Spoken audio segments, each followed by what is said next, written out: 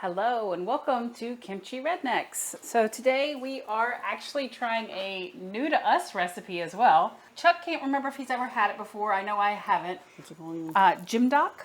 It's the Korean soy braised chicken. I think I've had something similar, but I don't know that I've had this exact recipe. So we are using, we've seen a couple videos from a couple different people on this, but we're Good old YouTube saying, hey, you watch videos on Korean food, watch this. Also, maybe you make Korean food videos. So. Maybe. But Seonkyoung Longest, we're going to use her recipe with a little bit of modification just because we don't know, well, that and we don't eat fish sauce. So we substituted that. And then for the chicken, she typically uses a bone-in skinned chicken, and ours has, some of it has skin on it, but we went with boneless because I didn't want to have to dig out bones later. I don't really think it's going to make that much of a difference to the recipe. Yeah, well, I mean, when you're making a soup or a stew, anybody who's cooked for pretty much any amount of time and doesn't suck will know that leaving some skin and thereby the fat that goes with it in the pot while it boils, fat is flavor. So I'm delicious. Thank you, Sam, the cooking guy. All right, so we're going to get started. Oh, this is the wrong shirt for that. Oh, you do have the wrong shirt on for that. So we have about 3 pounds of chicken, and this is a mix of white and dark meat. And I'm just putting it into boiling water at this point. And the game plan is to boil it for a couple of minutes to blanch it, basically, and get any residues off of it. I'm not really sure what residues it has, but hey, I'm going with it. It has residues, I'm going to get that off of it. Get the chicken sticky off it. I don't want to actually burn myself, so I'm not going to just plop it into the... So I decided tongs was a good idea.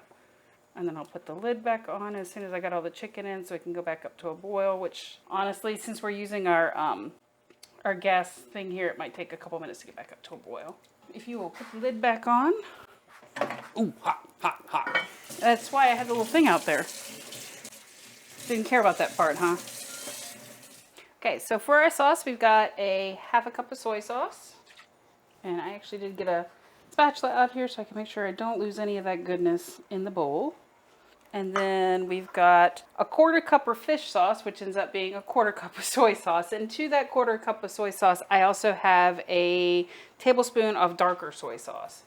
I think we typically use a darker soy sauce anyways. So I think maybe the first one was supposed to be the lighter soy sauce, and I don't think we have that. So then we've got a 1/4 cup of mirin and a half a cup of sugar, 1 teaspoon of black pepper, and 15 to 20 cloves of garlic, which ended up being about a 1/3 cup of garlic. It's going to be garlicky, Chuck. That's a lot of garlic. That is a lot of garlic. And then the other thing that she puts in there that I'm doing a little bit different is she puts about 5 to 10 dried chilies in. And I'm going to put them in a spice bag so that I still get the flavor, but I can dig them out so I don't accidentally eat them. Because reasons. You gotta wait till you mix that all up before you add that in. But, Well, yeah, I'm going to wait until I put it in with the chicken. Ah, okay. All right. So I'm just going to get that all mixed up for its goodness. Give it another mix before we actually put it in, and hold on to that. Did my fire just go out? Fire went out. All right, it must be time for a new can. All right, change to a new can. All right, so if you've never used one of these tabletop stove things, this is a fact of life. You got these little butane cans. Is that in right? Let me see. There we go. Buck it down. Start her up. And we got fire. Now maybe our chicken will actually boil faster. That's a possibility. All right, so we've rinsed our chicken. It boiled. We did the 2 minutes. We boiled it. Now we are going to put our bag of chilies in there. And we're going to pour our sauce. I'm probably right in the way for your camera there. A little bit, yeah. Well, that's kind of part of cleaning. Of course, then again, top-down view is going to have that problem, so.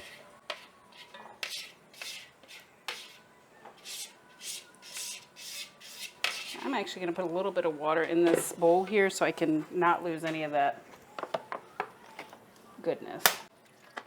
You're right, that looks like it's going to be a little bit thin sauce-wise once we add this other stuff. Well, I do add another half cup of water when I put the carrots in. You still think a little bit more? Maybe. Okay. We'll find out. Give it a splash. So we're going to cook this on high heat for 10 minutes and boil it in this sauce and keep stirring it basically.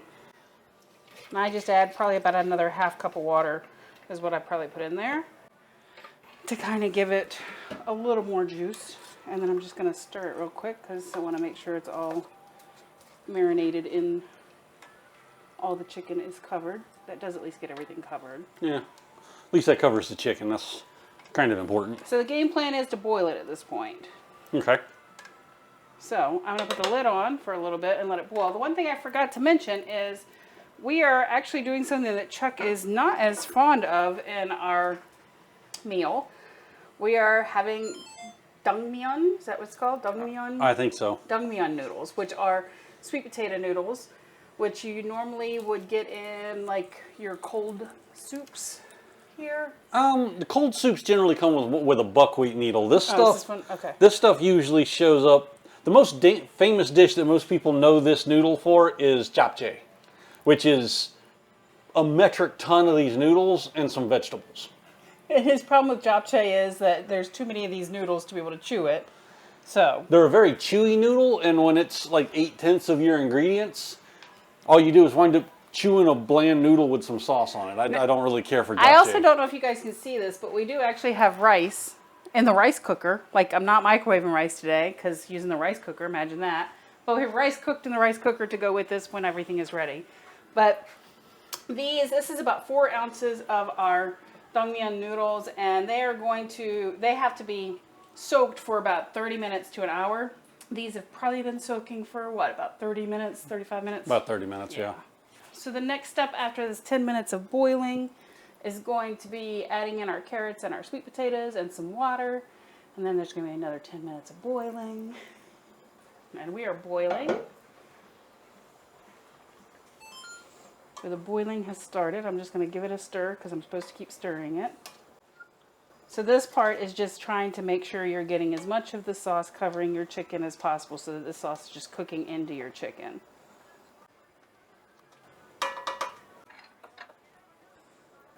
It smells pretty good. It does smell good. It smells very soy saucy. It does at the moment, yeah. There's a strong soy sauce scent But to I it. mean, it has a lot of soy sauce in it, so you kind of would That's expect that. a fair point, yeah. But it's not bad. All right, so unrelated note, just in case anybody cares, I bought some more equipment recently where we're using these Kamika, what was it, Boom XDs? Something like that. I'll put a link up in the description or something.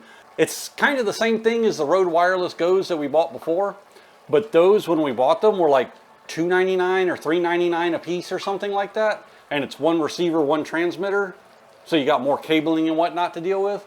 These are 2 transmitters, 1 receiver, so it's less cabling, and they're like 250 bucks. So let us know what you think of the audio, because these are new and we're trying it out. On a related note, I did put just a little touch of onion in there, just so the onion would help kind of soften the chicken, make it a little bit it's the tenderizing process. more tender. Get the enzymes working. So that's just me. I like my meat tender. Okay, so yeah, so I did that early. Those won't actually go in for another 10 minutes after this, just for the tenderization. But now it is time for carrots and sweet potatoes. So dump our carrots, and this is 8 ounces of carrots and 8 ounces of sweet potato, just cut into big chunks, and then a half a cup of water, and then we're going to turn it down to about medium, and then it cooks for another 10 minutes. Kind of mix this all in here.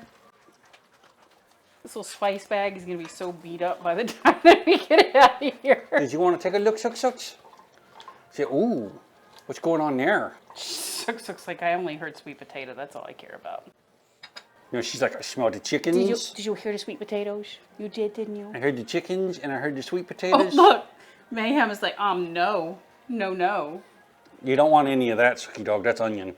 Come on, going down. All right, so here like I said, we're doing simmering Put it for out. 10 minutes, stirring occasionally on medium heat. Which I'm probably going to put the lid on for a little bit. All right, so we had a little camera malfunction. It cut off and didn't record anything that we just said. We just added our onions and our green onions to the mixture. We added a slight bit of water because we noticed it was cooking down quite fast and wanted to make sure we still had enough for it to like reserve, because you don't turn the heat down on that. It's still on medium. And so that cooks for 10 minutes, and then we're gonna add our dangmyeon noodles, and it'll cook for 2 to 3 more minutes on top of that. And then we'll serve up some rice, and we'll serve up some goodness. Yep. So. And we did mention that having the sweet potato and the carrots in there was giving Chuck, what was it you said? Oh, it was smelling more mori. More mori.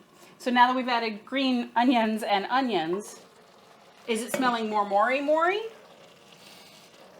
Actually, not as much. You got to get your face in it to smell the meat and the carrot now. The onion's kind of overpowering. Of course, we just put the onion in. You just put the onion in, and it's still kind of trying to cook it, so that's probably why. And in case anybody cares, this is what that looks like at the moment. With our spice bag right here, which I'm trying to keep towards the top so I don't lose it. But the chicken is definitely. But you actually want to keep it a little closer toward the bottom so it sits in the juice. Well, no, it's been in the juice. There's not a whole lot of juice. I did sneak a piece of chicken. No. Mm. Well, I mean, I have to make sure it's edible. Yeah, she had to taste the meat. Well, you know.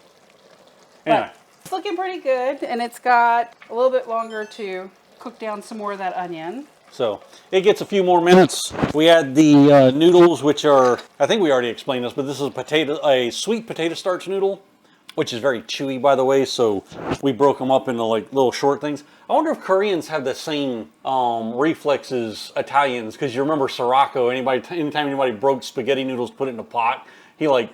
I will say those were actually spaghetti noodles are much easier to break than those were. It took me a little bit of doing to break them. Oh yeah, starch noodles are they're like flexy. They get. I don't know. I'm kind of looking forward to. There's some other dish. I don't think it's a mandu, but it's like a fried, like it's like cylindrical fried, and it's got a bunch of those in it.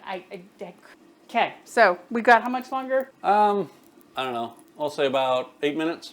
Maybe a little less than that, like 5. 6, final offer. Okay, 6, final offer. All right, so we haven't quite hit our 10-minute goal yet, but we are cooking, man. It's cooking fast, so we've decided we're going to go ahead and do stuff. So Melissa is putting rice in our little Korean rice bowls. The rice bowl. We're being all authentic and stuff. Hey, we're going to eat at a table. You got to put the rice in the rice bowl. Yeah, there you go. Hey, this is actually really awesome. These bowls hold a cup of rice together. Tell me that wasn't perfect. Oh, I'm still recording there. So, by the way, in case anybody has ever wondered, those little metal bowls are hot. Yeah, those little metal rice bowls, once you put rice in them, they're hot. They heat up really quick. Now I'm going to give a final stir over here. And it probably means... Go ahead and pull the... I'm going to pull this. That's our dried chilies that just came out. Not that I don't think our noodles would love some dried chilies. However, all right. And now, we're just going to add them in. I think the ones she used were a little bit more fettuccine looking than what we got. Well, I mean, there's different sizes you can buy. Now I'm going to mix that in. Now this cooks for another 2 to 3 minutes with this in here. Kind of let that marinate in some goodness so the noodles will pick up some of that more that Chuck likes. Or as I like to go, more flavor. You've got to say it right. It's more. It's more. It's more mori. Right, Chuck? Yes. More mori? We're going for morist. All right, well, about 2 to 3 minutes for more moris, and then we eat. All right, well, let's put the lid on so not too much steam doesn't get away. And we'll be right back. Here we go, is a look at the finished stew. I'm moving it off the heat because it's actually still getting quite a bit of cooking done. All right, when we serve this, we're also going to put sesame seed on top because it's served with sesame seed. There's a veg in there.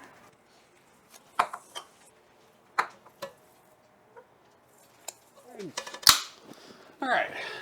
Look, this is our first official home-cooked dinner at our new place. Cheers to that. Chang. We fancy, too. This nice table setting and everything. Are you ready, Chuck? Certainly. All right, here we go. kind of excited. I want to get some of this noodle with some of this chicken.